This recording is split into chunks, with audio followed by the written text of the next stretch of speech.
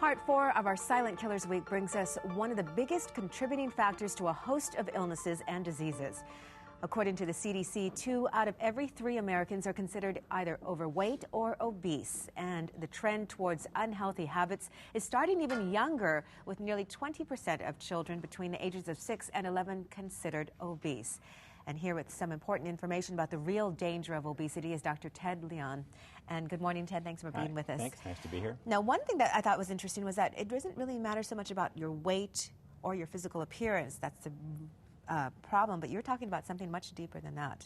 Well, I think there's an obsession with knowing what your weight is, and I think folks ought to try to find out more about their body composition, and in particular about body fat percentage. It's something that you wouldn't always be able to find out from your doctor unless you had the right kind of scale, and knowing your body composition is important. There's a lot of big muscular people who aren't as at high risk as people who have a lot of extra adipose tissue, so you need to actually have a way of measuring the body fat percentage. And that's something that you can talk with your doctor.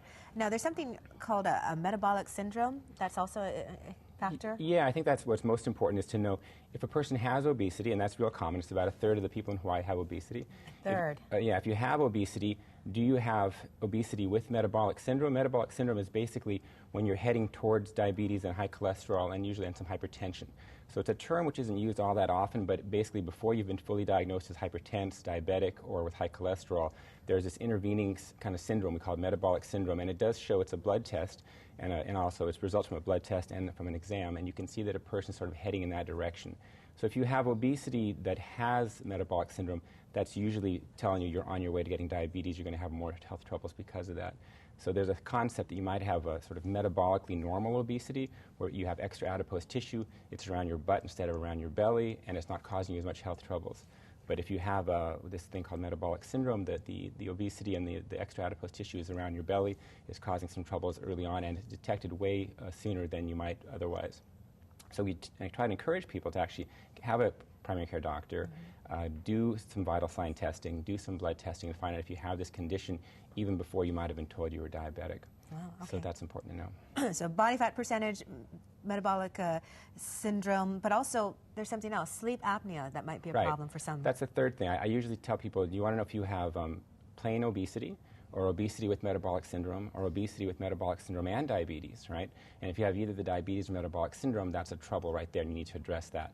But if you say, well, I don't have diabetes, I have perfect cholesterol, I'm just obese, right? Before you're too smug that you're so healthy, you do need to talk to your doctor about this other thing called sleep apnea, which might occur independently from whether you have diabetes or blood pressure, et cetera. And sleep apnea basically is snoring gone bad, and I'm sure you've had other experts some talked about that before. But your doctor can help you to diagnose if you might have sleep apnea as well. So what's the best way to combat all of this? Well, one, I think, is to have an established, trusting relationship with a primary care doctor, which is sometimes hard to find in Hawaii. So you want to have a primary care doctor who you can really talk to about these things. I think above all is to not neglect the fact that the risk of being obese is no more or no less than the risk of being sedentary. And there's a lot of people that are sedentary. There's about 1/3 of people that are completely sedentary as well. So there's some obese people who are quite active and relatively fit because of that, and there's some thin people that are totally sedentary, and they're no healthier than the obese ones who are inactive. So than the obese ones who are active, excuse me. So in general, what I encourage people to do is just don't be sedentary. And sedentary, you can kind of put a number on it. Sedentary is 5,000 steps a day, or about 2 miles. So if you're getting a 2-mile walk every day, you're pretty good.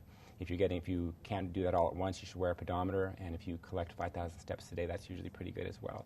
So I usually try to encourage people to be aware of that. All right, Dr. Ted Leon, thank you so much for joining us and giving us some pretty important tips on how to stay healthy and stay alive. Thank you very much for joining us. And don't forget, you can see this interview again by heading over to the morning section of our website at kitv.com/thismorning.